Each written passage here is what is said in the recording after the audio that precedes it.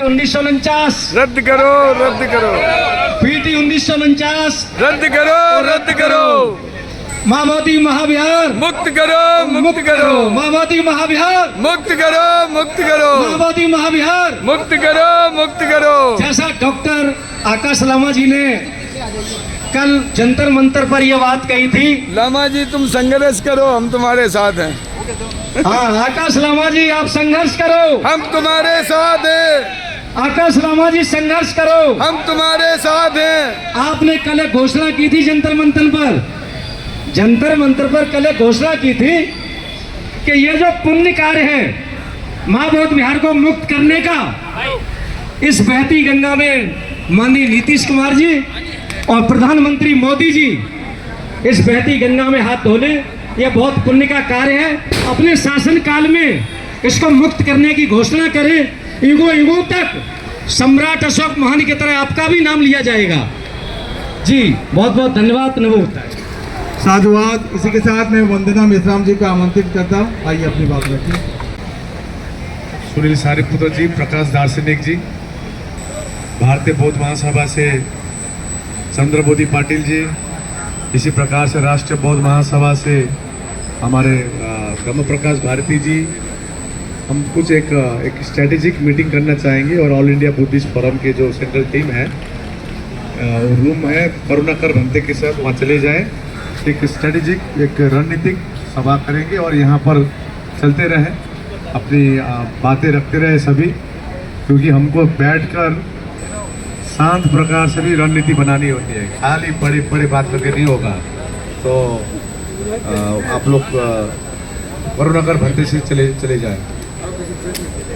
कोई भी संस्था है जाना चाहेंगे तो बहुत अच्छी बात है। हमारी शाक्य समाज से भी है, शाक्य महासभा से भी इसी प्रकार से कोई भी जाना चाहे, लेकिन कुछ रणनीतिक बातें हैं वो करना चाह रहे हैं। जी कंटिन्यू कीजिए। सबसे पहले मैं आज मंच का आभार व्यक्त करना चाहता हूं और धन्यवाद करना चाहता हूं कि मुझे अपने विचार व्यक्त करने का मौका प्रदान किया। विश्वगुरु और करुणा के सागर तथागत बुद्ध के चरणों में नमन करते हुए, बाबा भीमराव अंबेडकर के चरणों में नमन करते हुए, सम्राट अशोक महान के चरणों में नमन करते हुए, यहाँ पर उपस्थित सभी पूज्य भिक्षुगण और डॉक्टर अशोक लामा जी का अभिनंदन करता हूँ। बहुत बहुत स्वागत। तो मैं बस 2 मिनट अपनी बात यही रखना चाहता हूँ कि जिस तरह से माओवादी महाविहार का निर्माण सम्राट अशोक महान ने अपने शासनकाल में कराया, उसके बाद उसकी स्थिति बहुत खराब होती गई। फिर मैं आभार व्यक्त करूंगा धम्मपाल अनागारिक जी का, जो श्रीलंका से आए और बोधगया माओवादी विहार का पुनरुद्धार कराया। उसके बाद 2012 में माननीय सुसई सोरेन जी ने रिट डाली और बहुत ही गर्व की बात है कि आगामी 29 तारीख को फाइनल हियरिंग है और ये सब उन्हीं की देन है। और इस अभियान को, इस आंदोलन को गति देने वाले डॉक्टर अशोक लामा जी का मैं हार्दिक अभिनंदन करता हूं। तो मैं यहाँ पर अखिल भारतीय शाक्य महासभा के प्रतिनिधि के रूप में आपके समक्ष प्रस्तुत हूँ। तो अखिल भारतीय शाक्य महासभा की दिल्ली में 30 मार्च 2025 को आम सभा हुई। उसके अंदर हमारी महासभा के राष्ट्रीय कानूनी सलाहकार श्री रामवीर सिंह शाक्य एडवोकेट जी एक प्रस्ताव लेकर आए कि जो 12 फरवरी से बोध गया में जो आंदोलन डॉक्टर अशोक आकाश लामा जी के नेतृत्व में शुरू हुआ है, उसमें हमको भी भागीदार बनना चाहिए, हमको भी सहयोग करना चाहिए। तो हमारा सफर, आप ये मान के चलिए, महासभा का सफर इस आंदोलन के साथ है, वो 30 मार्च को ही शुरू हो गया था। और इसी दिन ये भूमिका बना ली माननीय रामवीर सिंह एडवोकेट जी ने कि वहाँ धरने पर जो लोग बैठे वहाँ परेशानियों का भी सामना करना पड़ा है, खाने पीने की व्यवस्था भी करनी है।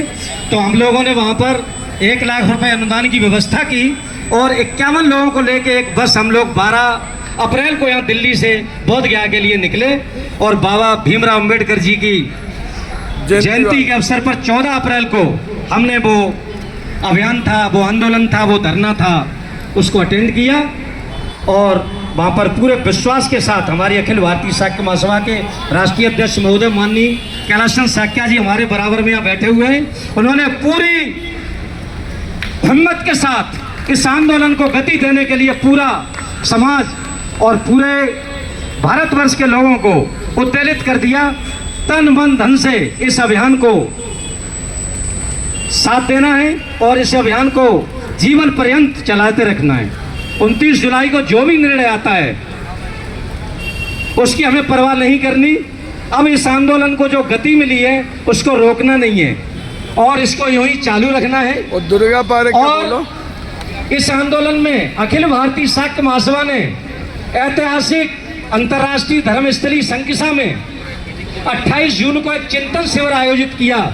उसमें अखिल भारतीय शाक्य महासभा ने पूरे जोर शोर से भाग लिया और वहाँ डॉक्टर आकाश लामा जी के नेतृत्व में बहुत कामयाब चिंतन शिविर रहा।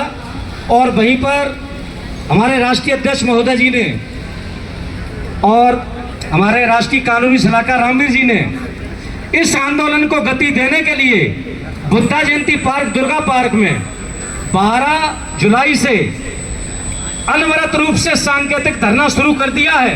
रोज हमारे समाज के लोग, बुद्धिस्ट लोग उस धरने में बैठते हैं। 12 जुलाई से रोजाना एक रजिस्टर मेंटेन किया गया है, उसमें रोजाना अपनी उपस्थिति दर्ज कराते हैं। और उस आंदोलन को और गति देने के लिए हमारे बीच में हमारे आचार्य जी डॉक्टर PS साक्या जी मौजूद हैं। उस आंदोलन को पूरे जोर शोर से चलाने में अपनी पूरी भूमिका अदा करते हैं और डेली उस आंदोलन में 8 घंटे मौजूद रहते हैं। तो मैं आप सबसे भारतीय बौद्ध महासभा, समता सैनिक दल और अपनी अखिल भारतीय शाक्य महासभा और जितने बुद्धिस्ट संगठन हैं और पूरे देश से छत्तीसगढ़, अहमदाबाद, अपना महाराष्ट्र, बिहार और जितने भी राज्यों से यहाँ पर बुद्धिस्ट लोग इस धरने में उपस्थित हुए हैं, मैं उनका हृदय से वंदन करता हूँ, नमन करता हूँ। इस आंदोलन को कमजोर नहीं पड़ने देना है और इसी तरह से इसको गति रखनी है। अखिल भारतीय शाक्य महासभा पूरे तन मन धन से आपके साथ है और आप सभी के लिए मंगल कामनाएं पेश करते हुए मैं अपनी वाणी को विराम देता हूँ। जय भीम, नमो बुद्धाय, जय भारत, जय संविधान।